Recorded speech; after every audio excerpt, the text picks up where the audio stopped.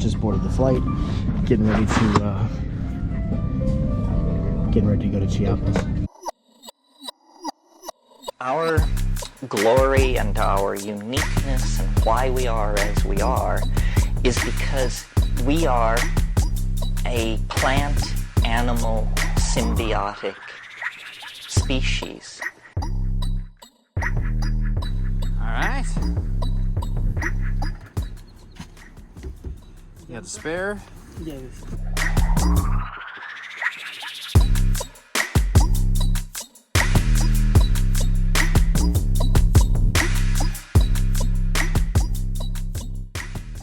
Love is in the air. Don't you know I feel your kisses on my neck? Yeah, baby, I'm here. We can make love on a hillside in Chiapas.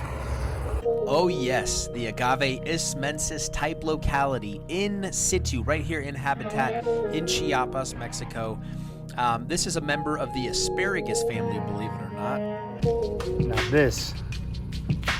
these are some very nice characteristics on the plant down here. Look at that. Oh man, so wicked. I'd like to catch one of those in your eye. And it's like a corkscrew. You know, these things are so filled with bugs too. Every time you touch one, look, you see all the ants coming out? I don't know if you can really see them. They're everywhere though. This is one hell of a plant.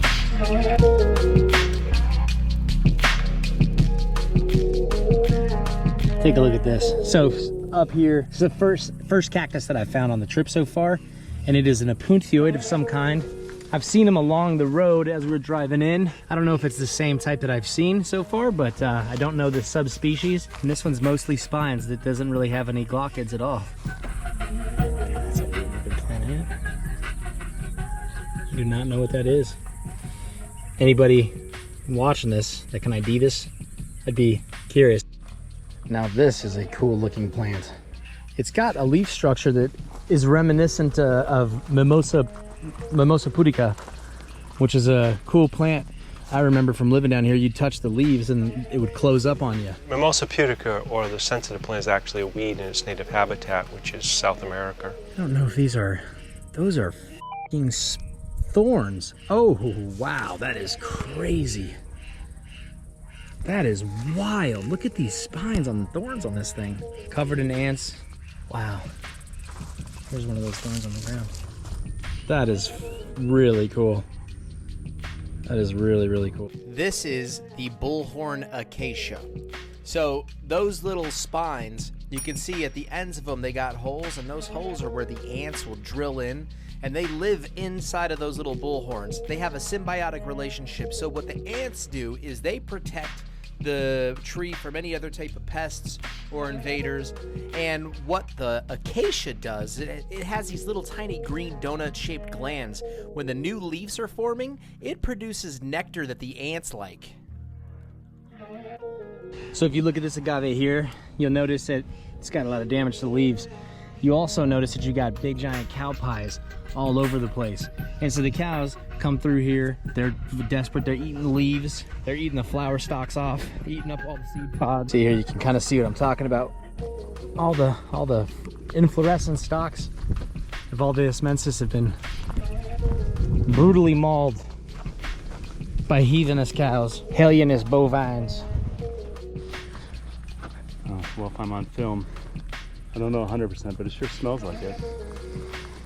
And it kind of looks like desert lavender. It looks a lot like desert lavender. You very well might be right. I get shit wrong all the time. Yeah. You know, I just preface it, you know. You may have heard me say this before. I'm not an expert. I mean, I Not an expert. I don't know if nobody knows everything, and even the experts are always disagreeing. So to take a look at the lichen and the moss and everything growing on the bark of this tree. It's about 94% humidity right now, and that kind of gives you an idea if all this stuff can live right here with nothing more than the shade of this tree and its foliage, and it gets enough moisture. This is not what you would typically think of as your xerophytic agave or cactus habitat, but yet Look at these beautiful little babies. But yet it is. And although these plants are beautiful, one of the sad parts is that this is only one of 5 known populations of Ismensis. And aside from it being threatened by the cows and the agriculture going on in the area, they're also over-collected, poached, and sold for the plant trade. So they are listed as vulnerable by the IUCN. And, you don't have to go dig these things up. Jeremy would sell you one. I mean, he grows them from seed.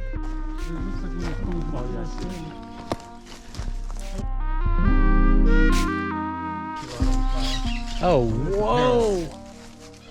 No way. So what is this? Oh, that's Shidiana. Shidiana? The one in flower? Tillandsia, Shidiana, or fasciculata. We're now making our way through more of this tropical deciduous forest in attempts to get to limestone outcrops on the other side. So you have an epiphyllum, which is a tree-growing cactus here. You can see this. It's like a jungle sometimes. It makes me wonder. How I keep from going under. Is that a root parasite? Oh, sure looks like it. Wow. Some type of fungi?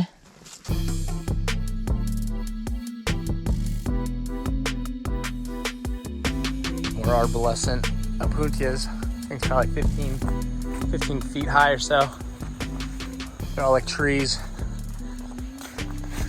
Oh, look at that. Another beautiful blooming Tillandsia. That's right here.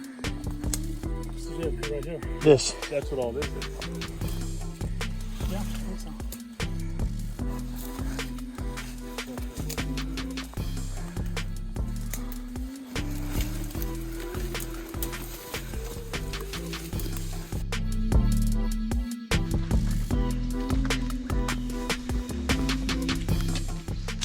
Look on this tree. You get all the epiphytic cacti.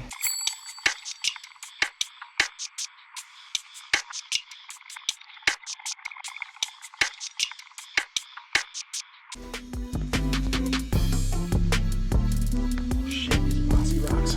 Holy fuck.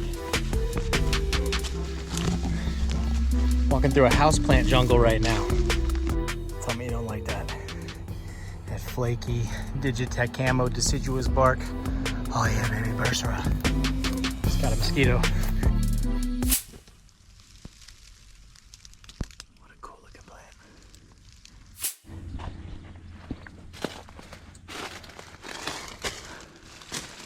Oh wow, yeah. Which one is that? I think it's Ellersiana. Tillandsia Ellersiana. Ellers. Standing here, there's a little canyon. You got some epiphytic cacti growing along the edges, but deep down in there, if you see that, right there, you got philodendrons, baby. Some big old monsteras with some Tillandsia. I love it out here. This is great. You got an orchid growing right out of the rock. You got all kinds of lichen around it. It's so beautiful. It's a very, very hot, humid environment. I know nothing about orchids. So we're on this fine gentleman's property. He's building a little palapa and a swimming pool to enjoy himself. And then you've got some more epiphytic cacti. I believe it's definitely in the Cereus family. I'm not going to go. I'll put the name of it in the notes so you guys know what it is. But look, it's got some really nice stress colors. Almost looks variegated, but it indeed is not. And then look here. You get these beautiful ficus growing out of the rock. It's just absolutely gorgeous. You see people stage those. You may have seen some of them staged in my video of Plants for the Southwest. They stage them and they get them to grow over rocks to imitate what they do here in the wild, baby. Now this is cool. So you've got this ficus and it's growing directly out of this other tree, this oak tree here. And it looks like it's using the moss and the lichen to collect moisture, and you can see that the root runs all the way down into the earth. And the roots make their way down, and it just kind of uses the tree as a host, and then the roots eventually hit the ground and it just covers and envelops the tree. Wow. Yeah, stringlet fig.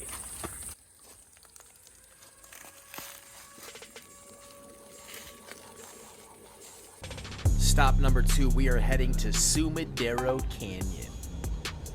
Paid 50 pesos to get in, and then basically you drive up. We stopped at the first scenic overlook, which is not typically my, favorite type of thing to do, but we ended up coming across this crazy looking iguana. I mean, take a look at this thing. I'm not a lizard expert. I'm not a herpetologist. So if anybody watching this knows what type of iguana this is, that'd be awesome. Drop the info down in the comments. Look how long its tail is. Wow. Thing almost looks like a bird. So right here, growing along the railing for the overview point, you've got more of these strangler figs. I mean, just look at that, dude. It's gripping on. It's got the moss right here. Cracks in the rocks get moisture. It collects the moisture from there. And eventually, assuming that it continues on healthily, this thing will get massive. And it'll vine all over and kind of cover this area with its root mass. Really a great looking plant. Now I gotta grow some of these. I bought this. I didn't take it. I bought it from Botanic Wonder. Shout out to Anthony and Al. Just massive bursaries, baby. Look at that. Look at that. Look at that. God, look at it just doing its thing. Oh, it's like a croissant. It's like a very well-baked croissant. You know, just perfect and beautiful, baby. You're beautiful in every way. You know, over a few days, so you can eat it part at a time, but it's really delicious. Say the name of it again. Monstera deliciosa. Monstera deliciosa. Oh, this is what I've got in my living room. This is the plant that I've been able to keep alive in my living room with absolutely zero effort. And a lot of people talk about them being very hard. And apparently, as Jeremy was just telling me, the reason why they're called Monstera deliciosa is because this fruit right here is muy deliciosa. And oh my God, look at that, baby.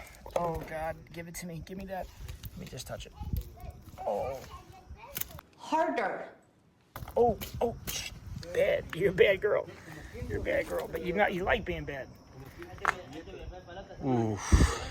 You see a cliff like this, you think about those people that like put those little suits on, you know, little wingsuits, like flying squirrels, and they just jump off this shit and fly. It's crazy. Look. The way in which we existed until 10,000 years ago was in a very tightly bound symbiotic relationship with plants. Sumidero Canyon is absolutely beautiful. I'm just thinking back to, all the different types of plants that we saw while we were there. Bromeliads, hecteas, all different types of trees. Such a beautiful place, and it was nice to get out. I mean, we left Tijuana late at night, arrived in Tuxtla early in the morning. We were by breakfast time we were at the Ismensis type locality. So after we explored here a little bit, we jumped back into the car and we made an 1.5-hour trip to San Cristobal de las Casas. Along the way, we ended up getting held up and had to pay, I guess we got extorted, I don't really know. But we safely arrived in San Cristobal de las Casas, and we found the perfect little hotel. It was badass. Dude. It's $50 for your own place. Great. I just try to this is my hotel room, right? $30. $30 a night. Look at this. But here's the magic. You walk out, you're like, damn, baby. What am I, a coke kingpin? This is fucking beautiful, baby. It's beautiful. And in return for this mysterious connection opened up. So this is the square of San Cristobal. And what we're about 1.5 hours from Tuxtla, right?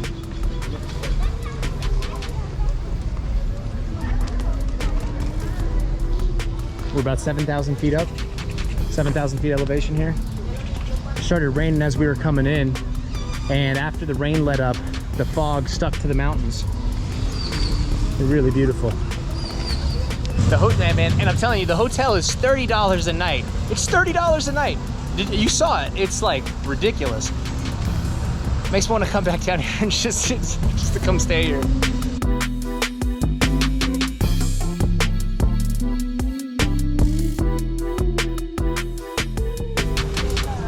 Oh, right here. Oh.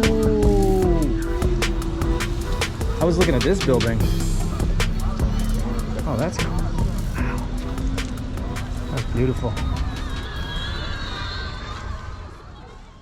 San Cristobal de las Casas used to be the state capital of Chiapas up until I think it was 1892, and that's the same year that they last renovated this cathedral here. Now, aside from being robbed on the way into San Cristobal, I gotta tell you, the people, as we were walking around town shopping and exploring and having dinner and stuff, were absolutely just lovely, welcoming, and friendly as hell. Let's see that bad boy, dude. Good stuff. Oh, hold on. Wait. You seen any agaves? So we still got 2 more days on the trip. Tomorrow, I think we're gonna go to Guatemala. I don't know if we can take the rental car into Guatemala, so it's either gonna be Guatemala or Southern Oaxaca.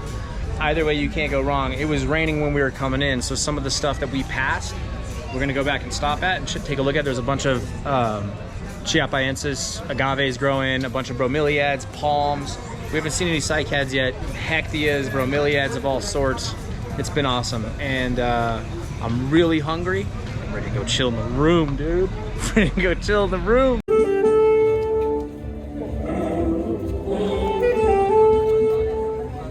But we're just getting ready to go to the next level. Well, that is one successful day done. And tomorrow, God only knows what we're gonna do. So we are in between where we stayed last night and the Guatemalan border, and we've come upon a population of agave hymiflora. So you can see size-wise, these are a lot bigger. The teeth are blacker. The terminal spines are definitely blacker. And then I guess there's some differences with the flower. So hopefully we'll find one in bloom that we can show you. And they're growing in this forest, which is just kind of changing what I thought about agaves, really. I didn't know they grew like this. Very cool. Do you know which ones these are? I'm guessing they're Samosa. Cermosa? Racemosa. Racemosa. The flowers are solitary like that. Okay. So it's very distinguishing, but I don't know if they such a varies in Chiapas. Just on the outskirts, on the edge of the forest here, the ground cover is mostly this salvia.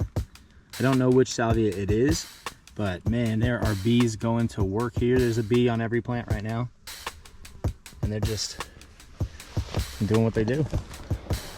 Sure makes for some really beautiful ground cover though. Nice and blue.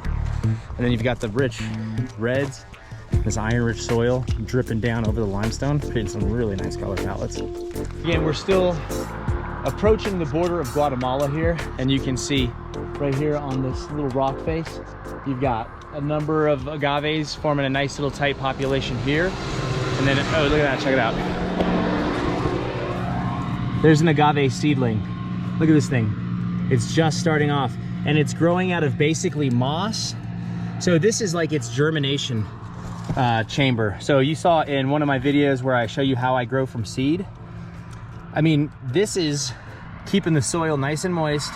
It's in a nice shaded place, but it gets plenty of sunlight, and it's a lot of it's going to be diffused sunlight coming through here.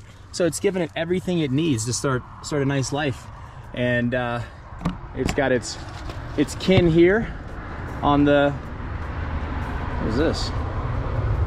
Interesting, very soft and fuzzy leaf.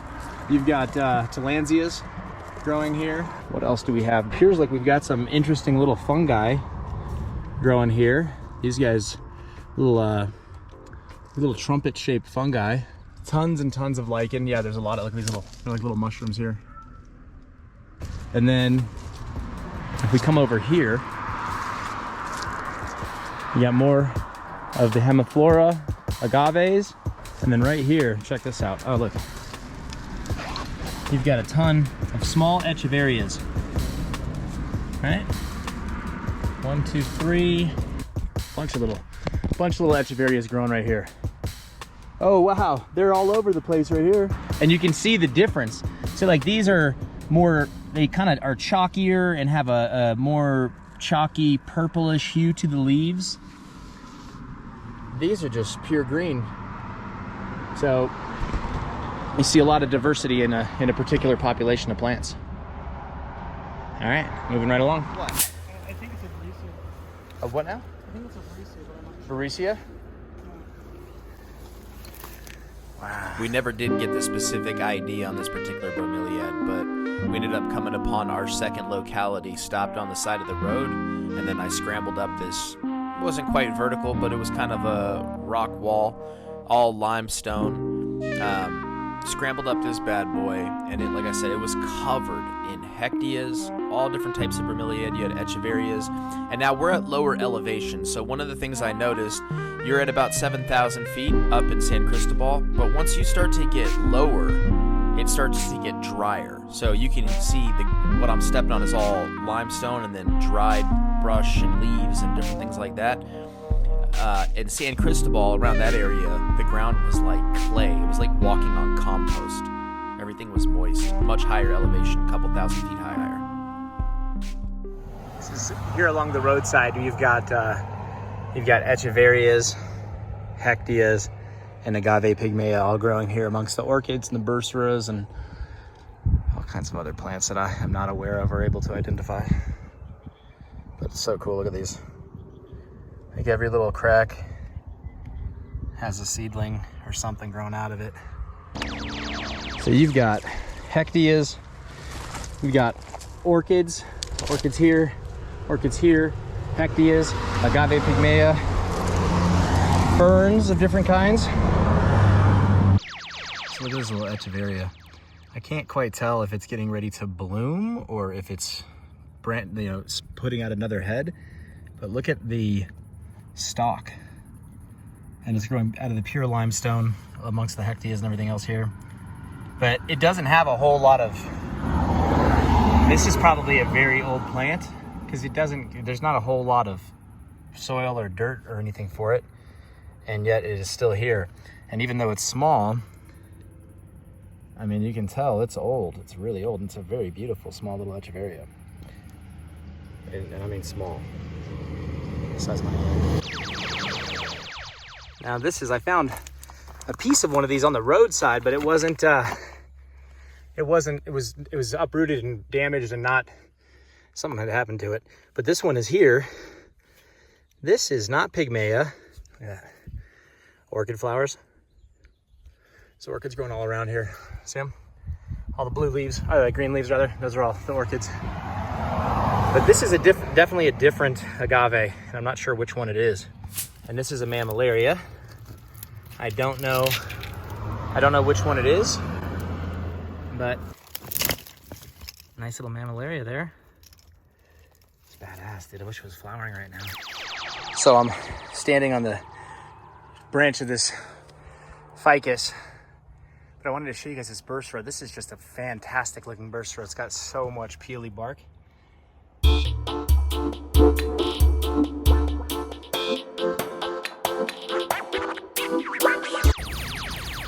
Now that's an interesting looking leaf. We are on the border of Guatemala, and we've got these big giant Stenoseriuses here. What is that? It's not Weberi. That is a big boy. Sorry that the lighting's not right. That thing's probably 20 feet tall. And there looks like, you see that in there? I think it might be a beehive. That is beautiful. And still here, we're in the lowlands now. We just dropped down from about 4,500 feet.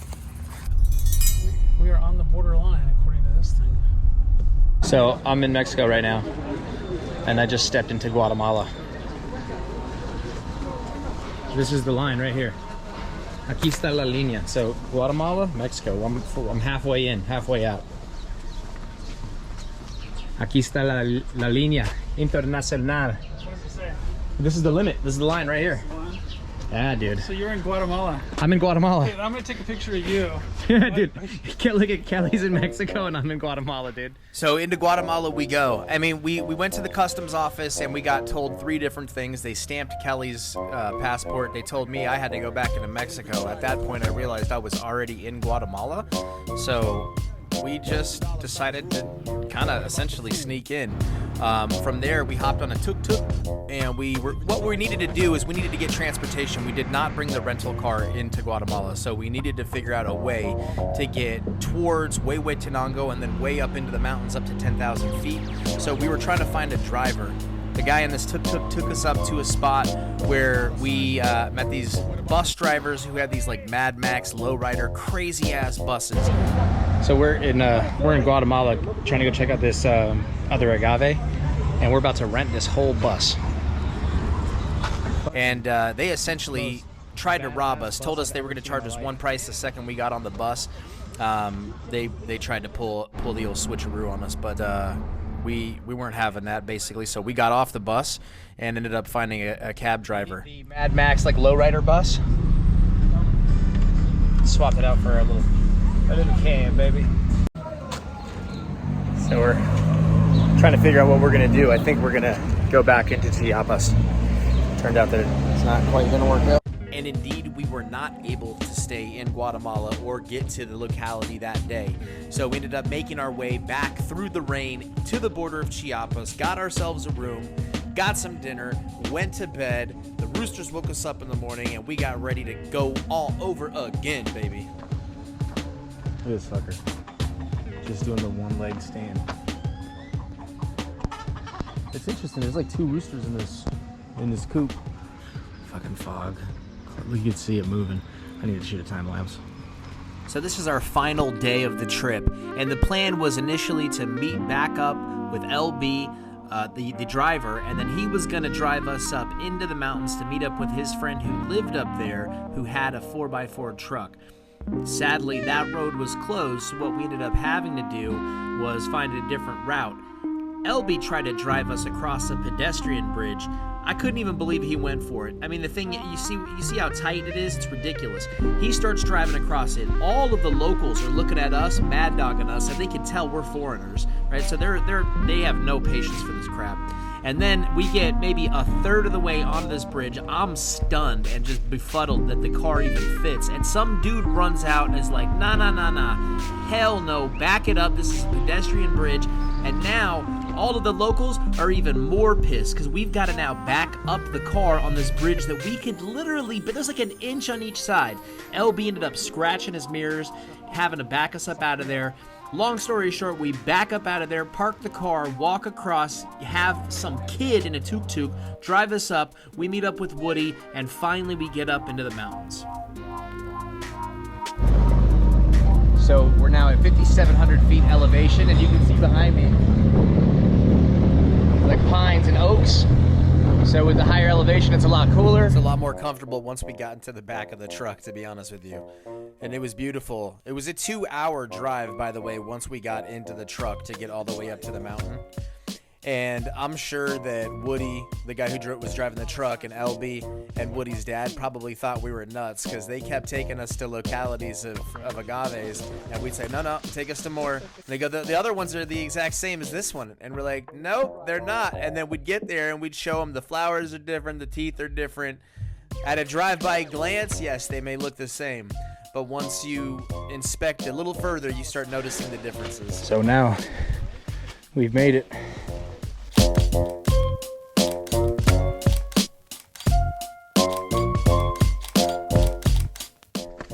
Shady spot too. Kelly and Jeremy are debating on whether or not this population is even agave herderi. So they're under the impression that it could be C. Maniana or maybe even just a slightly different looking version of Chiapensis.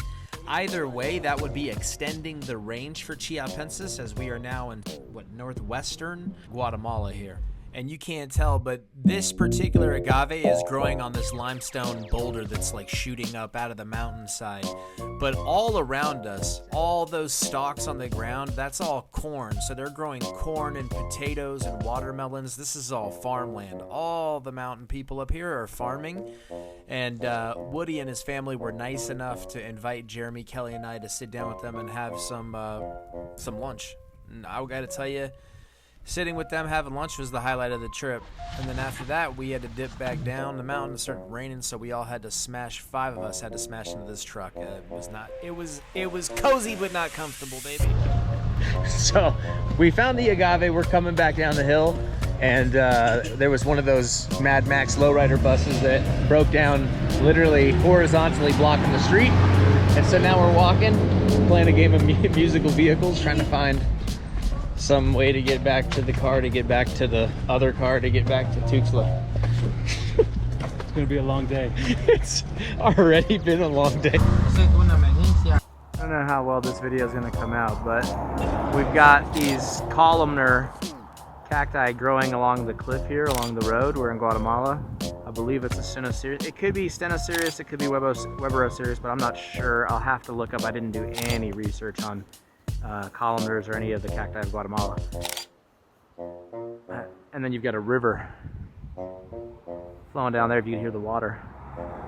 We initially were worried about getting back into Mexico, but this was it. We walked through a shopping center to get back into Mexico.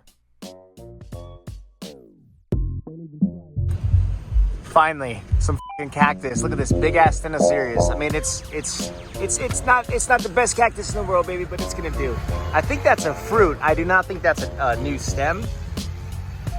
It's got some lichen on it, like the Copiapoas do, because that's a new stem. So I definitely think that is not. It's got like fucking epiphytic aloe veras on it that are obviously planted, snails, and then tillandsias above it. It's not bad. Not bad. So you got this beautiful tillandsia growing here. Still at 4,500 feet. Now we are in Southern Chiapas. You've got agaves, all the hectares, all the same stuff. This is the seeds though. This is how the seeds look for the tillandsias. So these things, you see them growing on the telephone wires, you see them growing on the trees, on the bark, all over everything. And the way that they end up doing that is this. You can look at it. How do you think this is dispersed? It's dispersed in the wind. And so what ends up happening is this gets caught onto a tree. All the moisture in the air allows it to germinate, and then you end up with the plant. That's pretty cool. I learned that on this trip. I did not know that myself. And there you go. All right, that's the end of the video. Hit the like bell, hit the like button, subscribe to the channel, and make sure you get the notification bell ding-donging for you so you know when there's a new video coming out, baby. I appreciate you. Thank you.